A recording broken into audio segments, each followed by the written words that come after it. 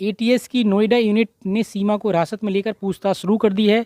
सीमा हैदर के अलावा सचिन मीणा और उसके पिता नेत्रपाल को भी हिरासत में ले लिया गया है। तीनों से अलग अलग स्थान पर पूछताछ की जा रही है। रघुपुरा में पहुंची पुलिस और एटीएस की टीम ने पहले गली के दोनों तरफ का रास्ता रोका और उसके बाद सीमा हैदर को बाहर निकालकर लेकर आ गई। वहीं घर के लोग दरवाजा बंद कर अंदर हैं। सीमा पर आईएसआई एजेंट होने का भी शक है। पिछले कुछ दिनों में खुफिया एजेंसियों ने सीमा हैदर को लेकर कई जानकारियां जुटाई। अब सीमा से उन सभी बिंदुओं पर पूछताछ की जा रही है। सचिन और उसके पिता से भी सवाल जवाब किए जा रहे हैं। पता चला है कि सीमा का भाई पाकिस्तानी सैनिक है तो उसके चाचा भी सूबेदार हैं। यह पता लगाया जा रहा है कि वह आईएसआई की किसी साजिश का हिस्सा तो नहीं। जमानत पर रिहा होने के बाद सीमा हैदर पिछले कई दिनों से सचिन के परिवार के साथ ग्रेटर नोएडा के रघुपुरा में रह रही है। गिरफ्तारी से पहले भी करीब 1.5 महीने तक वह वहां रही।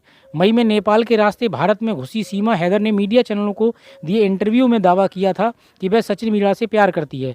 पबजी पर हुई दोस्ती के बाद वह नेपाल के रास्ते भारत आई। वह बार बार कह रही है कि सचिन से शादी कर चुकी है और अब वह पाकिस्तान वापस नहीं जाना चाहती। सीमा के हाव भाव और उसकी थ्योरी पर कई एक्सपर्ट पहले से ही आशंका जाहिर कर रहे थे। सीमा ने बताया था कि वह 5वीं तक पढ़ी है और लेकिन वह जिस तरह अंग्रेजी के शब्दों का इस्तेमाल करती है और स्मार्टफोन से कंप्यूटर चलाना तक जानती है, उसकी वजह से सीमा पर शक जाहिर किया जा रहा था। एक कम पढ़ी लिखी महिला का पबजी खेलते हुए दूसरे देश के किसी शख्स से दोस्ती, फिर उसके लिए 3 देशों की सीमा पार कर जाने की कहानी यूपी के पूर्व डीजीपी विक्रम सिंह समेत कई लोगों ने आशंका जाहिर की है। बताया ये जाता है कि इस बीच एटीएस ने भी सीमा हैदर को लेकर इनपुट जुटाए हैं। सीमा के भारत में अवैध तरीके से दाखिल होने से लेकर उसके जासूस होने तक की आशंकाओं की पड़ताल अब यूपी एटीएस ने शुरू कर दी है।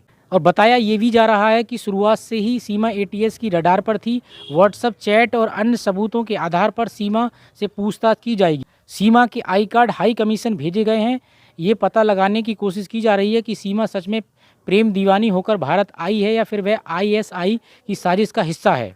अब आगे इस केस में क्या होता है ये जानने के लिए आप हमारे चैनल के साथ जुड़े रहिए।